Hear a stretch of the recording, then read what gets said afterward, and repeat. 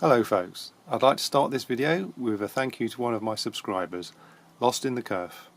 He suggested after watching my Narrowboat Heatwave video I get a fan, and having a look round I found the only thing I had was one solitary PC fan, so I thought I'd see what that could do. By the way, Lost in the Curve has some really good woodworking skills videos, so why not give his channel a check out. So this is the PC fan I had. This particular one had got 3 leads.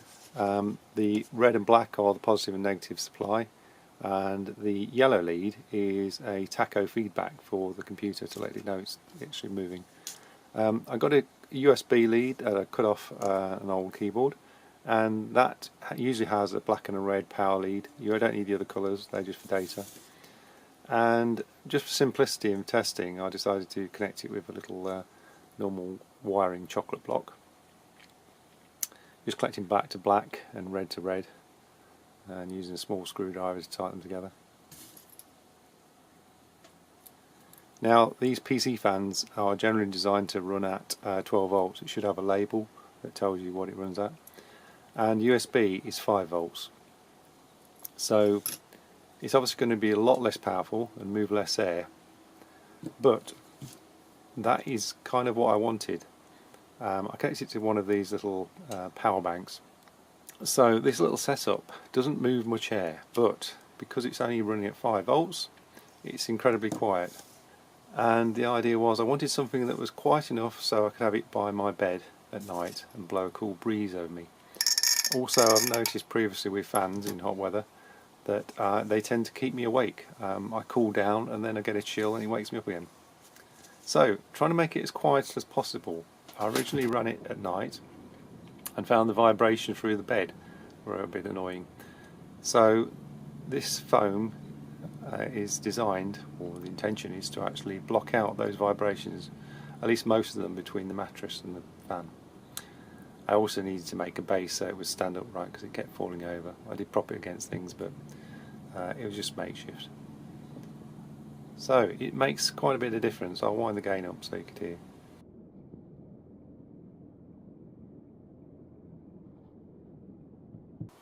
Now to make the base, I just laid out the battery pack and the foam on some MDF. So I just cut a rectangle of MDF, mounting the sponge and the power bank. Just a quick video of me sawing through MDF. It's always nice to see a sawing video. I originally was thinking about trying to get hold of a few PC fans and group them together into a kind of a sheet of fans to produce more air movement. But I'm kind of glad that I didn't, because what I really needed was something that could help me sleep. And this single fan just about does it. It creates a very gentle, almost natural breeze that you might get from a gentle movement of air at night. Almost as though you've got a small window open, but it doesn't blow a gale, and it doesn't seem to wake me up, which is brilliant.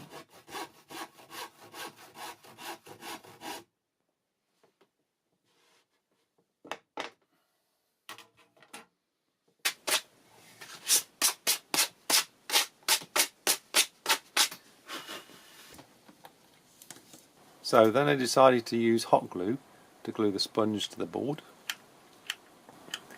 I had a little bit of a problem there because it suddenly needed a new stick and the trigger wasn't feeding it through. Got there in the end. I always worry with hot glue that it might cool down before you put it down to stick, but that was okay.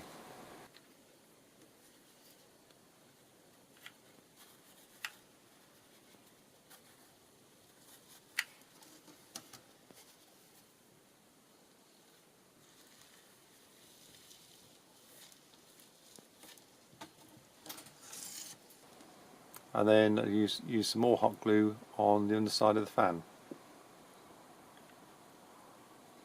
And it seems to have been a relative success. So far it hasn't come apart, and it was a simple way to join everything. I didn't want to have anything holding the fan to the base apart from the sponge, so there wasn't much option apart from gluing.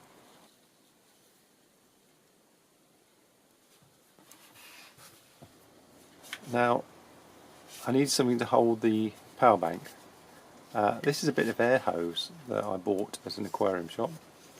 I bought that for another project that I'll be doing shortly, but I only needed some small offcuts from it, and the idea was to sleeve 3 screws with the rubbery tube and then use the 3 screws around the outside of the battery bank to actually hold it firmly in place. And the idea is that the little rubber tubes will give me some kind of adjustment so that you can actually slip the battery bank in and out and still hold it firmly, which it seems to do. Anyway, I'll let you watch me as I put it all together. The light was beginning to go because all of a sudden it got a bit cloudy and started to rain. So I'll try and adjust the video contrast a little bit so you can actually see what's going on.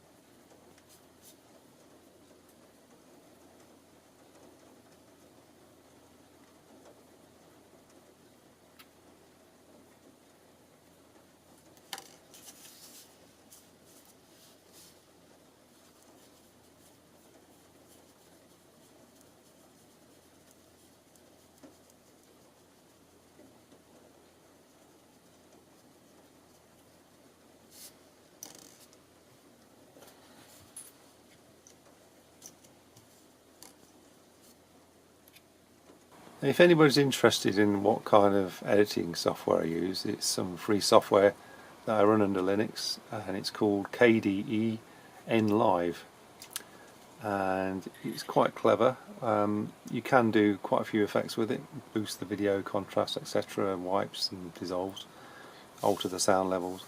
But what I really like about it is the fact that it will run on what I've got, which is an old laptop, about 2006.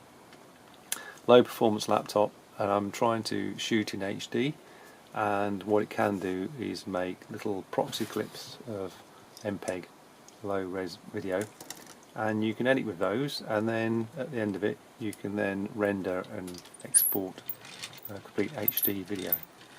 So yeah, if you need some editing software, I can recommend KDE NLive.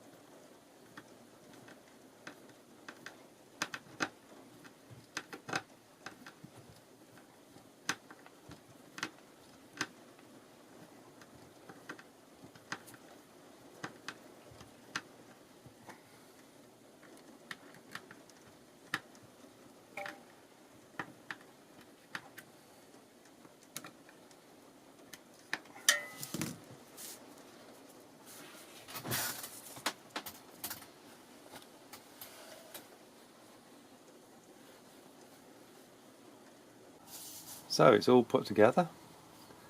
I just plugged it in to give it a little test run and to check that the glue is held. It seemed to be working okay.